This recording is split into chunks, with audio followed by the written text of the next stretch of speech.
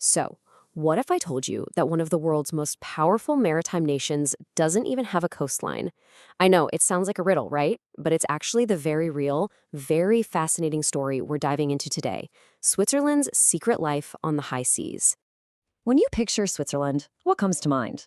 Yeah, probably snowy mountains, amazing chocolate, and those incredibly fancy watches. The classic postcard image of a country that is famously completely surrounded by land. But what if I told you this image is just as Swiss? A gigantic container ship cutting through the waves of the open ocean, thousands of miles away from the Alps. It's a sight that just seems to defy geography. It seems impossible, doesn't it? So, what is the connection between a nation of mountains and the vast open ocean? Let's get into it. Well, the connection is this number, around 900. That's roughly how many huge ocean-going ships are operated by about 60 shipping companies, based right in the heart of landlocked Switzerland. It's a staggering figure, and it points to a hidden maritime powerhouse. So how on earth did this happen?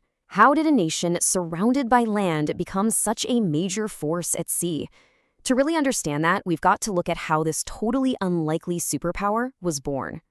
Look, this isn't just some quirky national hobby, it's a matter of pure economic survival. An incredible 94% of Switzerland's imports from other continents and 92% of its exports depend entirely on the ocean. Now, this deep reliance, it was forged in the chaos of World War II, when supply crises forced the country to create its own merchant fleet back in 1941, just to keep essential goods flowing. But here's where the story takes a really sharp turn. This powerful fleet, born out of a crisis and totally essential for the country's prosperity, is now facing a crisis of its very own. It's literally disappearing from the world's oceans. And how fast is it disappearing? Well, check this out. The number of ships actually flying the Swiss flag has plummeted by about 75% in just a handful of years. It dropped from a peak of nearly 50 ships in 2016 to just 14 by 2022. So that's the big question, right? What is causing this proud national symbol to just vanish from global trade routes? The answer, as it turns out, is a kind of perfect storm of problems. First off, the main law governing the fleet, the Navigation Act, is basically a relic from 1953. It's totally out of sync with the modern global economy. Second, the federal government pulled its really crucial financial support back in 2017. And third, the global shipping industry is just brutally competitive, making it incredibly tough for ships flying the Swiss flag to keep up. Okay, so faced with a vanishing fleet and a serious threat to its economic lifeline, the Swiss government decided it had to act. In 2023, it launched its first ever official maritime strategy, a big, comprehensive plan designed to turn the tide. And this map shows you exactly what's at stake. Switzerland's prosperity is woven directly into these global shipping lanes. As a landlocked nation, it has a deep, existential interest in a stable, predictable, rules-based system at sea. Any disruption out here on the water is felt directly in the banks of Geneva and the boardrooms of Zurich. So the government strategy is built on 5 key pillars, and it's about a lot more than just ships. It's about aggressively defending international law, boosting economic competitiveness, committing to environmental protection, supporting scientific research, and, this is the big one, making the Swiss flag an attractive, modern option for ship owners all over again. To really understand why that first pillar, upholding international law, is so absolutely vital, we need to look at this dramatic, real-world case that put Switzerland's maritime principles to the ultimate test. I'm talking about the saga of the San Padre Pio. So get this. In January 2018, this Swiss-flagged oil tanker was intercepted by the Nigerian Navy. Its crew was detained, and some of them were held in just awful prison conditions. Switzerland escalated the fight all the way to the highest international maritime court. And even after a Nigerian court completely acquitted the crew of all charges, the ship and its cargo stayed illegally impounded for a staggering 4 years. And at the heart of this whole conflict was this fundamental legal disagreement.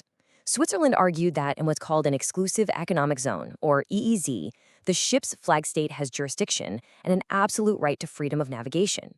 Nigeria, on the other hand, countered that its rights as a coastal state allowed it to enforce its own domestic laws in that same area.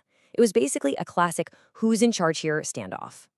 And this is exactly why Switzerland fought so hard. For a nation that depends entirely on predictable global trade, this was never just about one ship. It was about defending a core principle that holds up its entire economy.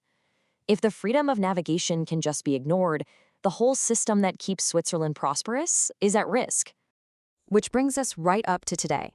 With a new strategy in place and the hard-won lessons from the San Padre Pio incident fresh in everyone's minds, what does the future actually hold for Switzerland's fleet? Well, the initial results are, let's just say they're pretty mixed. On the one hand, there's some really good news. Starting in January 2025, the government is finally modernizing its old, outdated rules. They're easing restrictive nationality requirements for owners, they're allowing for more modern financing, and they're making it simpler and faster to register a ship under the Swiss flag.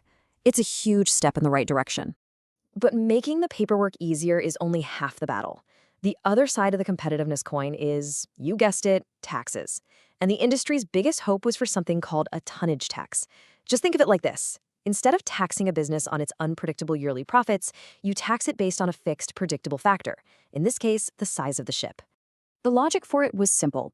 Nearly every other major maritime nation, especially in the European Union, uses this system. A tonnage tax would have leveled the playing field and attracted more shipping business to Switzerland. But, and this was a massive blow to the new strategy, the Swiss parliament rejected the proposal in May 2024, citing constitutional issues. Just like that, the industry lost its single most powerful tool for becoming more competitive. And that leaves us with this one final critical question. The front door to the Swiss fleet is now wide open. It's easier to fly the flag. But without the key tax advantages that all its rivals are using, is that enough to bring the fleet back from the brink? Can this unlikely maritime power really navigate the fiercely competitive waters ahead? Or has its ship, figuratively speaking, already sailed?